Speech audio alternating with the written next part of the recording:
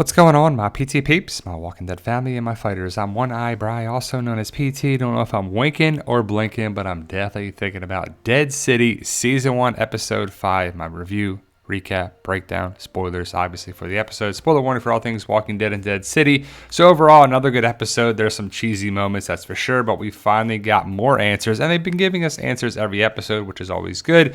But the red theory strikes again. I don't know how else to prove it to you guys. It's not 100% accurate, but look at that. The episode starts with Tommaso with a red beacon on his head. Jenny and Maggie do not have anything red on them here in the sewers, but Tommaso and Amaya do, and they both die in the episode. So as Maggie is going through her bag, Jenny looks down and sees her dinosaur stuffed animal and also a flare gun. I'm guessing she takes the dinosaur stuffed animal. You can't really see, it's a little dark. I apologize, but I'll brighten it here in a second. But you see the dinosaur stuffed animal that Maggie didn't burn. So I'm guessing that Jenny took the flare gun and the stuffed animal, because we see the flare gun at the end of the episode. Again, the giant red beacon here on Tommaso's face, and it's pointing at Amaya. Red, red, all I see is red, red equals dead, and both these characters die. Now, Tommaso, I guess, didn't get bit, which is pretty crazy, but he died anyway this episode that we thought he would, and he did. So right now, we got Jenny, Maggie, Negan, Armstrong, and the Croats people are the main people that are left. But Amaya was, I guess, betrayed by Tommaso. More on that later, but Tommaso gave up information to the Croat to save his life, and he did it to try to protect Amaya, and it didn't work out anyway. But we see Armstrong and Negan inside a building here as they're walking around, and they have to go from shop to shop to stay hidden, but they end up here in like a gift shop. And if you look around the gift shop, it's very touristy, and you can see like Number One Mom and Chelsea Piers and the Statue of Liberty stuff, and which is interesting because Negan was talking about that earlier. Again, nice little callbacks, flashbacks, and you see Chelsea Piers is probably going to be where the people end up at the end of the season. And next episode is the final episode of the season, but you can see the Statue of Liberty stuff in Brooklyn and Broadway and everything. But Armstrong doesn't trust Negan, and Armstrong doesn't care that Negan saved him just yet. But I hope Negan gets away, because he explains things later on what happened, and you would have done the same thing. And he gives his knife to Armstrong, and I'm like, look, I need to protect myself. I'm not going to give you my knife. If I'm dead, what good is it, right? So Tommaso, Amaya, Jenny, and Maggie are in the sewers for a bulk of the episode. Tommaso touches this. It's fat, I guess, but I would never touch this thing. I would never touch any of the stuff that they touched. It's just gross. Come on now, right? Universal precautions. But Negan talks with Armstrong in the street, and they find out that Armstrong used to work here. He's from the Bronx. He used to, work in the city. He's a state employee, and he also used to work with his brother. And we find out more of the backstory there, but they talk about the pier that is a floating thing that they don't need a boat. They just can untie it. They can get to the pier, and they can float back to Jersey. And we learn a little bit more about Armstrong. I'm liking this character more and more, and I hope he makes it to season 2, but we'll have to see.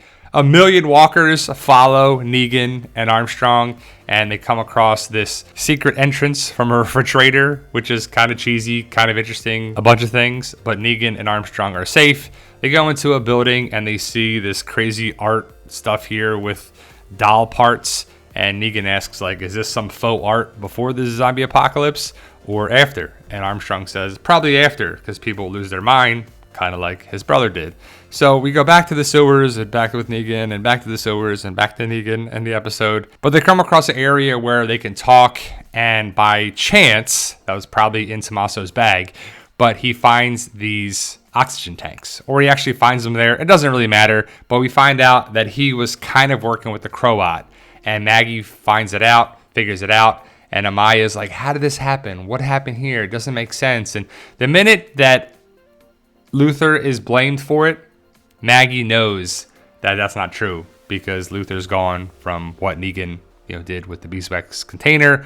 But Maggie calls him out and puts him on blast, and Tommaso denies it first, and then Amaya and Tommaso are kind of arguing and problems with it. It's not okay, because Tommaso basically betrayed them, but he did it to protect them, and that's the only way he got out. So it basically turns out Tommaso was a traitor, but again, it doesn't matter because he and Amaya die in the episode. We see this crazy body with his axe in its head. Like, I don't really understand what happened with it. Did the person commit suicide? Did someone do it to him? But either way, it's a brutal death. And I guess the axe kind of swung towards him, and where he sat there was like a tripwire type thing. But Negan throws a walker at Armstrong and tries to get away, and he gets stuck here, and he tries to rip open the "Don't Open Dead Outside" sign. That's a callback to Rick in season 9. But Armstrong fires the weapon at the door, or the wood, and rips it open, and Armstrong and Negan work together. They find a bus later on, and we find more backstory about Armstrong and his brother, and you know, we get to see Negan bond with Armstrong a little bit, and again, I hope both characters survive. We know Negan's going to survive, but does Armstrong. So we go back to the sewers, and Maggie's tripping out because of the methane. So she's not doing well, and she's struggling to stand, and she refuses to use the oxygen from Tommaso. She's so stubborn, but you know, she has to sit down because she was going to pass out, and they just hang out on fleshies, on the bodies. Like they sit on the bodies and they talk, which is not a safe place by any means, because there's walkers in there, and they pull a surprise attack, and the walkers are basically surviving somehow in these piles, and they come out and they grab everyone but Maggie, and Ginny is safe, and Tommaso, this is a bonding moment with Tommaso and Maggie, saying like, look, you know, I didn't mean to do it. The thing with my no-no is true. This was true. That was true. I tried to protect them. They kept calling Maggie's community bricks. It's made of bricks. She calls it bricks. So I guess it's not Hilltop 2.0. It's bricks 1.0. But it makes you like Tommaso, and then boop, dead. That's kind of what the Walking Dead universe loves to do. But again, this is not a smart spot to be sitting here and talking around all these bodies. You don't know if any are still alive or not. But again, Amaya is kind of swarmed by the walkers or fleshies behind her. Tommaso tries to run to help Amaya, and a walker trips him, boink, and he goes down, and then he is swarmed and gets bit on the neck. So again, like I said, Amaya and Tommaso die here. Ginny and Maggie survive, kind of like we thought. So there's a lot of stuff that's kind of predictable in this show. I'm not mad at it, but I'm just saying it's kind of obvious what's going to happen with it, and it's been happening so far. But like Ginny kind of gets, you know, attacked a little bit, but Maggie saves her, and Amaya gets gutted. Basically, her guts are ripped out. I don't know how the walkers could do that through the clothes, but enough do, and she dies, and so does Tommaso. So we get to lose all the new characters besides Ginny, the Croat, and new character, the Dhamma, which we'll talk about later on in the video. And I kind of feel bad for Amaya because she didn't do anything wrong. Tommaso tried to save his people and their people, but it just didn't work out. They wanted to overtake the city and just make it theirs again, take back their town. But it was a pipe dream, and they died helping Maggie. So Maggie kills the walkers, and she, I guess, puts down Amaya as well because she would get reanimated. And Tommaso's still alive for a little bit. He apologizes. He feels bad for what he did. He's like, Amaya, Amaya, and tries to, you know, get to her, but he dies. And again, that's Amaya's stomach all gutted up. And Amaya just dies pretty quickly. I think she would kind of still be alive, but on this show, people get stabbed or bit and they die in seconds. But Tommaso's still alive here and apologizes for what happened. And he's like, Amaya, I ruined it. It's all my fault. It's all my fault. And then dead. So then Maggie stabs him in the brain, and he's gone. So like I said, Tommaso and Amaya gone. The red theory strikes again. Then we go to the King Francis. I don't know if this is a theater or what, but I think it's a theater. And the Croat is like not happy to be here because he's got to talk to the Dhamma, who looks to be the lady in charge. And he kind of grovels to her and kind of begs to her a little bit. And she's probably in the theater and productions. Like, you could see that she has a whole setup here in one of the dressing rooms. And he comes in, he's like, we're talking to them now, because some lady calls a Croat a bee, and he just is like, what? You know, it's just weird, just a weird dynamic here. So there's much more to this story. Don't know yet. And it's crazy to think that there's more to the story, and there's only one episode left. But I think Negan is the big plan here for the Croat and the Dhamma. We don't see her name or hear her name as the Dhamma in the episode. Elijah Renee is calling her the Dhamma after the episode. And this lady's weird. Like, she's definitely the villain, the mastermind of stuff here. The Croat answers to her. And he says, look, Negan's not going to leave. And she says, we need him. So it's got to be Negan, right? And then as he's about to leave, she puts her hand out and he kisses her hand and then puts his forehead on her hand, the palm of her hand, and then kneels down out of a sign of respect, like kissing the ring or whatever you say, right? So you see she's in the theater. Probably that's her photo. She was probably in the theater her whole life on Broadway or whatever. Then we go back to Negan and Armstrong. They find a school bus, and Negan says that he was a gym teacher. He worked for the state. So, again, more bonding moment here with Negan and Armstrong. Negan and Armstrong get into the bus. Obviously, they take the first aid kit, which I can't believe someone else didn't take it by now. But it's just funny how Negan, like, pops it open and uses the, I guess, alcohol and dumps it in the wound. And Armstrong's like, It's probably water, but it's a little over the top. And then Negan's like, all right, get some rest. And you're like, that's the whole treatment for what it is. But Armstrong and Negan talk about, Armstrong's brother. And, again, it's more of a bonding moment here. And then back to the sewer. So we see Maggie is tripping out a little bit. Jenny has the oxygen, so she's doing fine. Maggie steps in a walker, gets her foot stuck, tries to stand up. It's kind of a mess. Maggie tells Jenny to go this way, so Jenny goes left and she goes away. And it's so dramatic, this whole walker sequence. It's like, this walker's crawling towards Maggie, and Maggie tries to get her foot out, and she's looking like Lara Croft, and she's like, and then the walker stands up and knocks Maggie back, and then the walker has got like 4 heads in it because it's an entangled walker. It's not a variant crazy super walker. It's just walkers that were entangled together with the limbs and the arms, and they're still alive. So there's like 1, 2, 3, 4 heads in it. One's popping through the chest, and one's popping through the rib cage, and one's popping out the side, and it's kind of crazy, and it's kind of creepy, kind of cool, kind of different, and also really cheesy.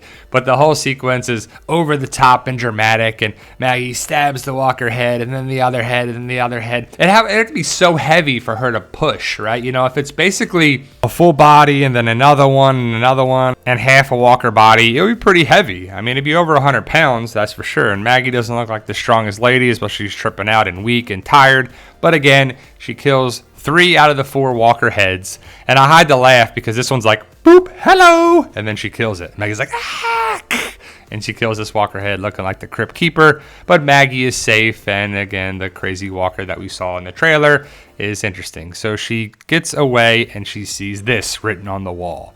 And I guess walker blood. And it says liar. And all I could think of was the governor when it was like, liar. And then he kills Herschel. And it's Jenny wrote this because Jenny knows that Maggie is full of poop, because Maggie said, I don't know what you saw in the bag and about the grain and this and that. So then when Jenny, well, again, there's a good shot of the word liar that Jenny clearly wrote on there for Maggie to see, because Jenny knows that Maggie is a liar. So then we see a flashback of when Jenny was leaving Bricks, or the brick community. She climbs up the silo and she opens it. She's a pretty smart kid. She opens it and we see the grain is in there. So Maggie lied about the Croat coming there and taking the grain and then coming there and the grain, and she'll be back for more grain, but it's full. So the grain theory, the lying Maggie theory, or Maggie lying to Negan theory is true. So Jenny knows that, and she's going to tell Negan, that's for sure. Maggie is crawling away, and she remembers what actually happened with the Croat. So the Croat went to her community, the Bricks, and hands her a note. And it is the wanted sign from the New Babylon Marshals. So I'm guessing we'll find out next episode, the final episode of season 1. The Croat says, look, I'm going to take your son. You want your son back, you get me Negan. So the trade. Is that a huge twist? I don't think so, because that's what we've thought for a long time. Again, a lot of stuff has happened that we thought, but it's the wanted poster the Croat gives to Maggie, or the wanted flyer, whatever you want to call it. But the Croat leaves. Doesn't take any grain, doesn't take anything, just takes Herschel. And Maggie's freaking out. She's like, no! Ah! Right? So we found out a little more information, which was pretty interesting. Jenny's like jogging down the street. Maggie gets out of the sewers and kind of passes out for a little bit. Jenny does a little jog. She's like, She ran like 2 feet. And then she takes out the flare gun that I'm guessing she took from Maggie's bag and fires the flare into the sky. So I'm guessing that she went into the bag, took her dinosaur stuffed animal that's still around, and the flare gun, and shoots the flare in the sky. Negan sees it, Ginny obviously sees it, and also Maggie sees it. And that's how the episode ends. So it's setting up, we see next week, we see Maggie with Negan. So they're working together to come up with a plan still. So Negan is in the bus with Armstrong. I don't know what's happening with Armstrong because we don't see him really in the trailer much that I recall. But this is the flare that shows Negan and Maggie coming together, and they know where to go. And they come together setting up the season finale of season 1. And that's how the episode ends. So our red theory strikes again. And it's been pretty much right this entire season. And I'm well aware it's not perfect, but it's a high percentage so far. The dhamma, it looks to be the leader of stuff here, pulling the strings with the Croat. So what's up with that? Kind of looks like Pamela Milton set up here with Pamela Milton and Lance. You know, kind of a setup here with the Commonwealth angle stuff there. You know, not to say they're the same people, but I just see a similarity to it. I also see she reminds me of Cruella de Vil for some reason. Herschel, we do see him in the season finale trailer for season 1, episode 6. So hopefully that'll be some resolution. But the word is that there's going to be a major twist coming. And the dhamma even says it. It's all about the ending. There's a plot twist. Blah, blah, blah. The hero this, hero that. So she's talking about a story angle of it. But a major twist is coming, potentially, in the finale. Can't wait to find out. Let me know your thoughts. Post your comments below. Like, share, subscribe. Support the PT channel when you can. We truly appreciate the love and support. We can't do it without you guys. Stay safe. And as always, tell them, Daryl. Yo, we